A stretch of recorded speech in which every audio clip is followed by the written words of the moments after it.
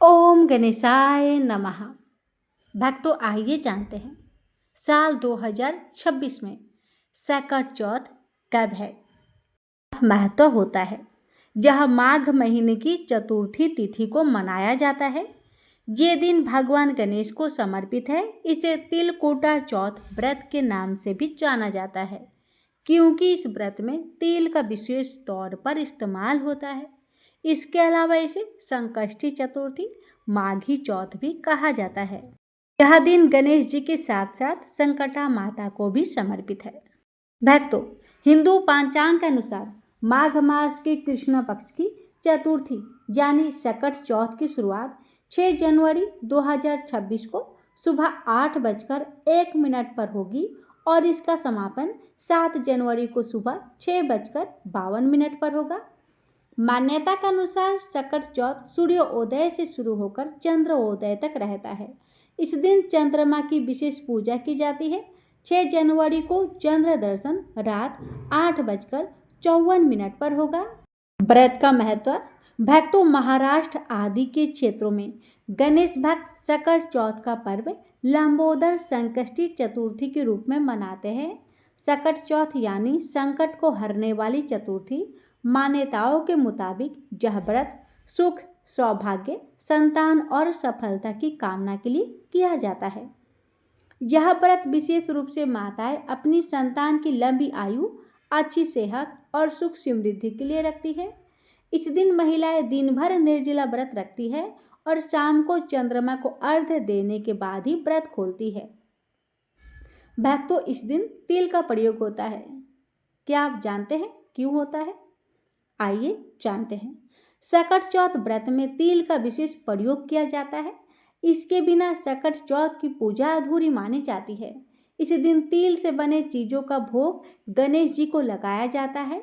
मान्यता है कि इन चीजों का भोग लगाने पर गणेश जी बेहद प्रसन्न होते हैं और उनका सेवन करने से व्यक्ति रोगों से मुक्ति पाता है।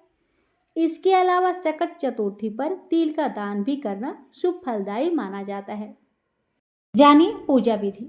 सकट चतुर्थी पर सूर्योदय से पहले उठना चाहिए। स्नान के बाद निर्जल या निराहार व्रत का संकल्प ले। फिर शुभ मुहूर्त में जल, दूध, दही, घी, मिश्री, शहद से बना पंचामृत से गणपति की पूजा करें। चंदन, अक्षत, फूल, ध्रुवा, बेलपत्र, धतूरा, आकरे के फूल और अन्य सामग्रियां अर्पित करें। इसके बाद तिल गुड़ के लड्डू, मिठाई का भोग गणेश जी को लगाए और फिर कथा का पाठ करें।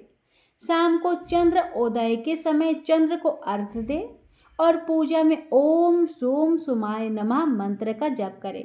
फिर व्रत का पारण करें। अब आइए सुनते हैं माघी चौथ की व्रत कथा। पार्वती जी ने पूछा कि हे वत्स, माघ महीने में किस गणेश की पूजा करनी चाहिए तथा इसका क्या नाम है? उस दिन पूजन में किस वस्तु का नैवेद्य अर्पित करना चाहिए और क्या आहार ग्रहण करना चाहिए, इसे आप सविस्तार बतलाने की कृपा करें। गणेश जी ने कहा कि हे माता, माघ में भालचंद्र नामक गणेश की पूजा करनी चाहिए। इनका पूजन षोडशोपचार विधि से करना चाहिए। हे माता पार्वती, इस दिन तिल के 10 लड्डू बना ले। 5 लड्डू देवता को चढ़ावे और शेष 5 ब्राह्मण को दान देवे। ब्राह्मण की पूजा भक्ति पूर्वक करके उन्हें दक्षिणा देने के बाद उन 5 लड्डुओं को उन्हें प्रदान कर दे। हे देवी, तिल के 10 लड्डुओं का स्वयं आहार करें। इस संबंध में मैं आपको राजा हरिश्चंद्र का वृत्तांत सुनाता हूँ। सतयुग में हरिश्चंद्र नामक एक प्रतापी राजा हुए थे। वे छात्र धर्म में पदु, सरल स्वभाव, सत्यनिष्ठ और विद्वान ब्राह्मण के पूजक थे। हे देवी, उनके शासन काल में अधर्म नाम की कोई वस्तु नहीं थी। उनके राज्य में कोई अपाहिज, दरिद्र या दुखी नहीं था। सभी लोग आदि व्याधि से रहित एवं दीर्घ आयु होते थे। उन्हीं के राज्य में एक ऋषि शर्मा नामक तपस्वी ब्राह्मण रहते थे। एक पुत्र की प्राप्ति होने के बाद ही वे स्वर्गवासी हुए। पुत्र का भरण पोषण उनकी पत्नी करने लगी। यह विधवा ब्राह्मणी भिक्षाटन के द्वारा पुत्र का पालन पोषण करती थी। उस ब्राह्मणी ने माघ मास की संकट चतुर्थी का व्रत किया। वह पतिव्रता ब्राह्मणी गोबर से गणेश जी की प्रतिमा बनाकर सदैव पूजन किया करती थी। हे पार्वती, भिक्षाटन के द्वारा ही उसने पूर्वोक्त रीति से तिल के 10 लड्डू बनाए। इसी बीच उसका पुत्र गणेश जी की मूर्ति अपने गले में बांधकर स्वेच्छा से खेलने के लिए बाहर चला गया। तब एक नर पिशाच कुम्हार ने उस ब्राह्मणी के 5 वर्षीय बालक को जबरन पकड़कर अपने आवे में छोड़कर मिट्टी के बर्तन को पकाने के लिए उसमें आग लगा दी। इधर उसकी माता अपने बच्चे को ढूंढने लगी। उसे न पाकर वह बड़ी व्याकुल हुई। वह ब्राह्मणी विलाप करती हुई सूर्य नारायण की लाली के सदृश कांतिशाली, हे सुंदर जटा समूह को धारण करने वाले, आप इस दुखिनी की रक्षा कीजिए। हे गजानन, हे बार भुजाधारी, हे मस्तक पर चंद्रमा को धारण करने वाले, हे विनायक, हे अनाथों के नाथ, हे वरदायक, मैं पुत्र के वियोग में व्यथित हूँ, आप मेरी रक्षा कीजिए। वह ब्राह्मणी इसी प्रकार आधी रात तक विलाप करती रही।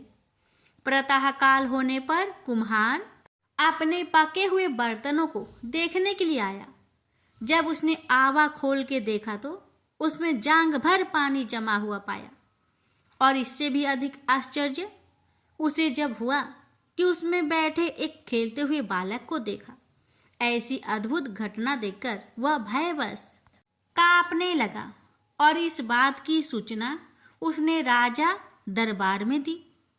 उसने राज्य सभा में अपने कुकृत्य का वर्णन किया।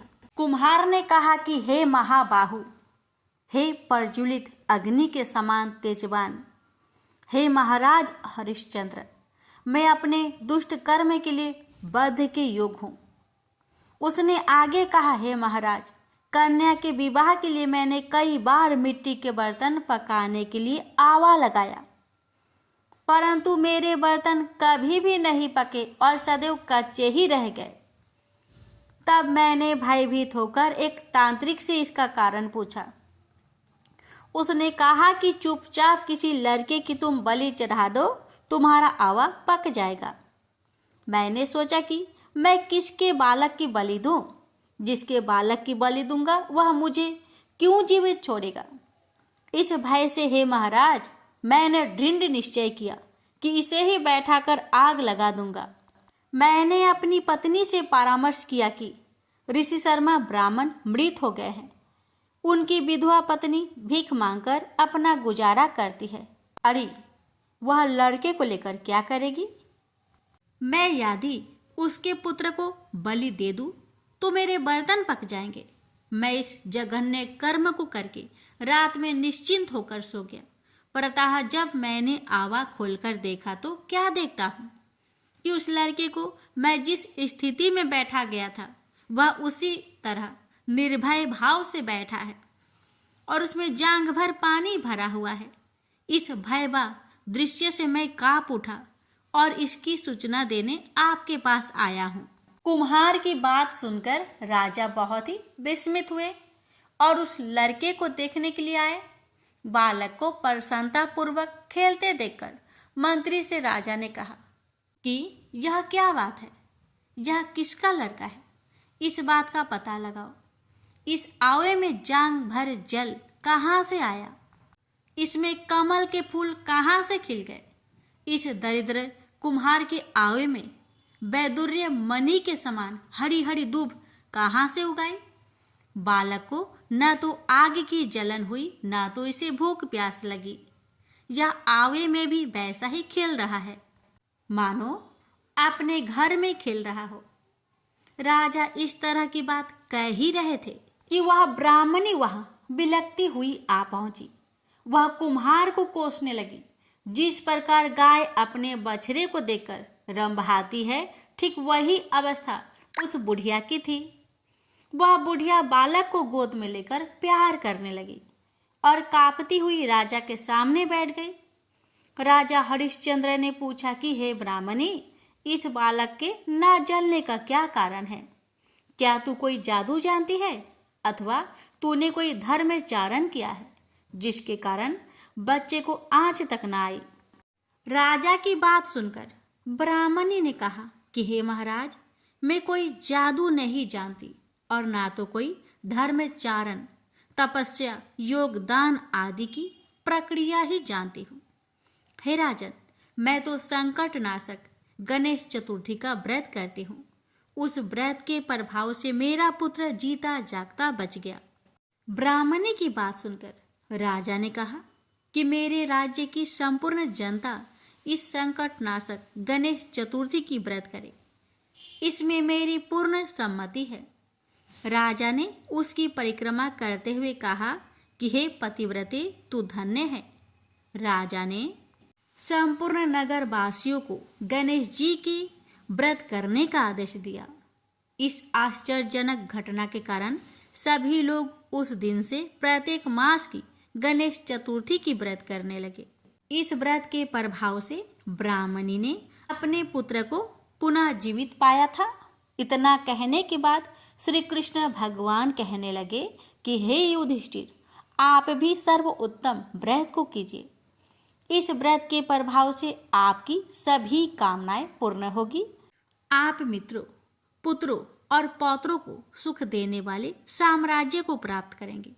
हे महाराज, जो लोग इस व्रत को करेंगे उन्हें पूर्ण सफलता मिलेगी। भगवान कृष्ण की बात से युधिष्ठिर बहुत प्रसन्न हुए और माघ कृष्ण गणेश चतुर्थी का व्रत करने का निष्कटक राज्य भोगने लगे। प्रेम से बोलिए गणेश भगवान जी की जय। हे भगवान, जैसे आपने उस ब्राह्मणी पर अपनी कृपा करी, वैसे आपकी कथा कहने वाले, सुनने वाले, हुक्कार भरने वाले सभी भक्तों पर अपनी कृपा सदा सर्वदा बनाए रखना। श्रवण करते हैं गणपति महिमा स्रोत की। जय गणपति देवा प्रभु, जय गणपति देवा, विघ्न विनाशन स्वामी, सुख संपत्ति देवा। गौरी पुत्र कहायो शंकर सुत स्वामी, गजानंद गणनायक भक्तन अनुगामी। रिद्धि सिद्धि के मालिक मूषक असवारी, कर जोरे विनती करे आनंद उरे भारी। प्रथम आपको पूजत शुभ मंगल दाता, सिद्धि होए सब कारज दरिद्र हत जाता। प्रेम से बोलिए गौरी पुत्र गणेश भगवान की जय। अब जानिए भक्तों कि माघी चौथ व्रत में हमें क्या करना चाहिए और क्या नहीं। इस दिन भगवान गणेश को लड्डू, तिलकुट और मोदक का भोग लगाए। गणेश चालीसा का पाठ करें। चंद्रमा को जल अर्पित करने के बाद ही व्रत तोड़े। व्रत के दौरान फलाहार कर सकते हैं। अब जानिए क्या ना करें। पूजा में तुलसी के पत्ते ना चढ़ाए, अनाज और नमक का सेवन ना करें। माघी तिल चौथ का व्रत और कथा सुनने से भगवान गणेश की कृपा पाने और जीवन की सभी बाधाओं को दूर करने का एक शुभ अवसर है। इस दिन विधि विधान से पूजा करने से और कथा सुनने से सुख समृद्धि की प्राप्ति होती है। जय श्री गणेश। संकटा माता की व्रत कथा। एक बुढ़िया माई थी। उस बुढ़िया का एक बेटा था जिसका नाम था रामदास।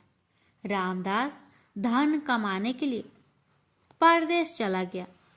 बुढ़िया अपने पुत्र के विदेश जाने के बाद बहुत चिंतित और दुखी रहने लगी, क्योंकि बहू उसे प्राय नित्य खरी खोटी सुनाया करती थी। इसलिए बुढ़िया प्रतिदिन चिंतित और उदास रहती और घर के बाहर स्थित कुएं पर बैठकर रोया करती थी। बुढ़िया का यह क्रम रोज चलता रहा। एक दिन कुएं में से दिए की माँ नामक एक स्त्री निकली और उसने बुढ़िया से पूछा, बूढ़ी माँ, तुम इस तरह बैठकर क्यों रोती हो? तुम्हें किस बात का कष्ट है? तुम मुझे अपना दुख बताओ, मैं तुम्हारे दुख दूर करने का प्रयत्न करूंगी। बुढ़िया ने उस स्त्री का प्रश्न सुनकर कोई भी जवाब नहीं दिया और रोती ही रही।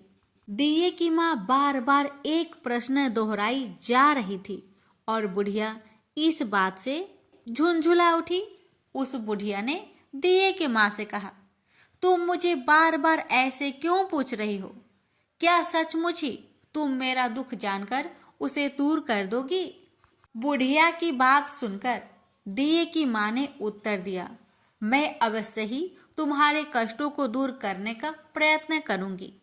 बुढ़िया ने दिए की माँ का ऐसा आश्वासन पाकर कहा, मेरा बेटा कमाने के लिए प्रदेश चला गया है। उसके पीछे मेरी बहू मुझे बहुत बुरा भला कहती रहती है। यही मेरे दुख का कारण है। बुढ़िया की बात सुनकर दिए की माँ ने कहा, यहाँ के वन में संकटा माता रहती है। तुम अपना दुख उनसे सुनाकर कष्ट से छुटकारा पाने के लिए प्रार्थना करो। माँ बहुत दयालु है, दुखियों के प्रति बहुत सहानुभूति रखती है, निसंतानों को संतान देती है, निर्धनों को धनवान बनाती है, निर्बल को बलवान और अभागों को भाग्यवान बनाती है। उनकी कृपा से सौभाग्यवती स्त्रियों का सौभाग्य अचल हो जाता है। कुंवारी कन्याओं को अपने इच्छित वर की प्राप्ति होती है। रोगी अपने रोग से मुक्त होते हैं। इसके अलावा जो भी मनोकामना हो वह सभी को पूरा करती हैं। इसमें कोई भी संदेह नहीं है। दिए की माँ से ऐसी विलक्षण बात को सुनकर बुढ़िया माई संकटा माता के पास गई और उनके चरणों पर गिरकर विलाप करने लगी।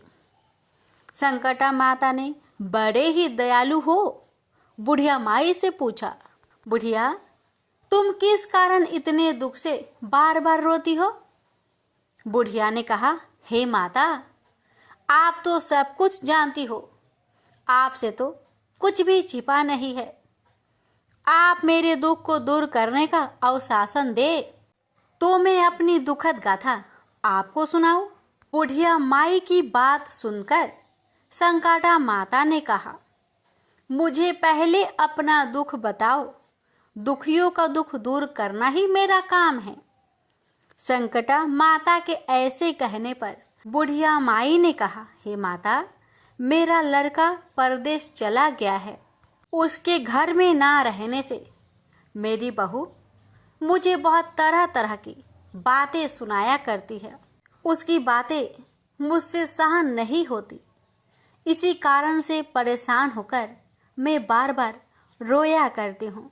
बुढ़िया माई की इस दर्द भरी कथा को सुनकर संकटा माता ने कहा, तुम घर जाओ और घर जाकर मेरे लिए मन्नत मनौती मांगकर मेरी पूजा करो। इससे तुम्हारा लड़का सकुशल घर वापस आ जाएगा। मेरी पूजा के दिन सुहागन स्त्रियों को आमंत्रित कर उन्हें भोजन कराना। ऐसा करने से तुम्हारा लड़का अवश्य ही तुम्हारे पास आ जाएगा। संकटा माता के कहे अनुसार उस बुढ़िया ने मनौती मांगकर पूजा की और सुहागिन स्त्रियों को भोजन के लिए आमंत्रित किया। परंतु विचित्र बात यह हुई, जब बुढ़िया ने स्त्रियों के लिए लड्डू बनाने शुरू किए तो उससे 7 की जगह 8 लड्डू बन गई। इस बात से बुढ़िया बहुत ही असमंजस में पड़ गई। ऐसा होने का कारण है, कहीं मुझसे गिनने में तो गलती नहीं हो रही अथवा अपने आप 8 लड्डू बन जाने का कोई अन्य कारण है। उसी समय संकटा माता एक वृद्ध स्त्री के रूप में बुढ़िया के सामने प्रकट हुई और बुढ़िया से पूछा, क्यों बुढ़िया, आज तुम्हारे यहाँ कोई उत्सव है क्या? यह सुनकर बुढ़िया बोली, आज मैंने संकटा माता की पूजा की है और सुहागिन स्त्रियों को भोजन के लिए आमंत्रित किया है, किंतु जब गिनकर 7 लड्डू बनाती हूँ तो वे लड्डू अपने आप ही 8 बन जाते हैं। मैं इसी बात से चिंता में पड़ गई हूँ। बुढ़िया की बात सुनकर संकटा माता ने कहा, क्या तुमने किसी बुढ़िया को भी आमंत्रित किया है? बुढ़िया कहने लगी, नहीं, मैंने ऐसा नहीं किया, परंतु तुम कौन हो? संकटा माता ने कहा, मैं बुढ़िया हूँ, मुझे ही आमंत्रित कर लो। ऐसा सुनकर बुढ़िया ने उस बुढ़िया रूपधारी संकटा माता को भोजन के लिए आमंत्रित कर लिया। इसके बाद बुढ़िया के घर पर सभी आमंत्रित सुहागिनें आ पहुंची और बुढ़िया ने सबको लड्डू तथा अन्य मिठाई आदि का भोजन कराया। इससे संकटा माता उस बुढ़िया पर बहुत प्रसन्न हुई और माता की कृपा से उस बुढ़िया के बेटे के मन में अपनी माता और पत्नी से मिलने की इच्छा उत्पन्न हुई और वह अपने घर के लिए चल दिया। कुछ दिन बीतने के बाद वह बुढ़िया संकटा माता की पूजा कर सुहागिनों को भोजन करा रही थी कि किसी ने उसे उसके लड़के की आने की सूचना दी, लेकिन बुढ़िया अपने काम में लगी रही। उसने कहा, लड़के को बैठने दो, मैं सुहागिनों को जिमा कर अभी आती हूँ। लड़के की बहू ने पति की आने का समाचार सुना। उसी क्षण पति के स्वागत के लिए तुरंत घर की ओर चल दी। लड़के ने अपनी पत्नी को देखकर मन में सोचा कि मेरी स्त्री मेरे प्रति कितना प्रेम रखती है, जो खबर पाते ही मुझसे मिलने आ गई। परंतु मेरी माँ को मुझ पर जरा भी प्रेम नहीं है। मेरे आने की खबर पाकर भी मेरी माँ मुझसे मिलने नहीं आई। जब पूजा का काम समाप्त हो गया, सभी सुहागिनें भोजन करके अपने अपने घर को लौट गई। बुढ़िया अपने बेटे से मिलने के लिए उसके पास पहुंची। माँ के आने पर लड़के ने पूछा, माँ अब तक कहाँ थी? माँ ने कहा, बेटा मैंने तेरी कुशलता के लिए संकटा माता से मनौती मांग रखी थी, उसी को पूरा करने के लिए सुहागिनें जिमा रही थी। संकटा माता की कृपा से उसका मन अपनी पत्नी से हट गया। उसने माँ से कहा, माँ या तो मैं यहाँ रहूँगा या यह रहेगी। बुढ़िया ने कहा, बेटा तुम्हें मैंने बड़ी कठिन तपस्या से पाया है, इसलिए तुम्हें छोड़ नहीं सकती। इसलिए चाहे बहू का त्याग भी करना पड़े, मैं कर सकती हूँ। अतः लड़के ने अपनी स्त्री को घर से निकाल दिया। घर से निकलकर बाहर आई तो बहुत दुखी मन से एक पीपल के पेड़ के नीचे बैठकर रोने लगी। एक राजा उधर से जा रहा था। उसे रोता देखकर राजा रुका और पूछा, तुम क्यों रो रही हो? तब उसने अपनी सारी व्यथा राजा को कह सुनाई। राजा ने कहा, आज से तुम मेरी धर्म बहन हो, इसलिए रो मत। मैं तुम्हारे सभी कष्टों को दूर करने का प्रयास करूंगा। यह कहकर राजा उस स्त्री को अपने महल में लेकर आ गया। महल जाकर राजा ने अपनी रानी को सारी कथा सुनाई और रानी को कहा, देखो आज से मेरी यह धर्म बहन है, इसी महल में रहेगी और इसको किसी भी प्रकार का कष्ट नहीं होना चाहिए। राजा के यहाँ पहुंचकर कुछ दिन बाद धर्म से प्रेरित होकर रामनाथ की स्त्री ने भी संकटा माता का व्रत आरंभ कर दिया और संकटा माता के निमित्त सुहागिनों को भोजन कराने के लिए आमंत्रित किया। उसने रानी को भी आमंत्रित किया। जब सभी सुहागिनें लड्डू खाने लगी तो रानी ने कहा, मुझे तो रबड़ी, मलाई और स्वादिष्ट मिष्टानी हजम होते हैं, यह पत्थर समान लड्डू कैसे हजम होंगे? ऐसी अवहेलनापूर्ण बातें कहकर रानी ने लड्डू खाने से मना कर दिया। कुछ समय बाद संकटा माता की कृपा से रामनाथ अपनी पत्नी को खोजते हुए राजा के महल में आया।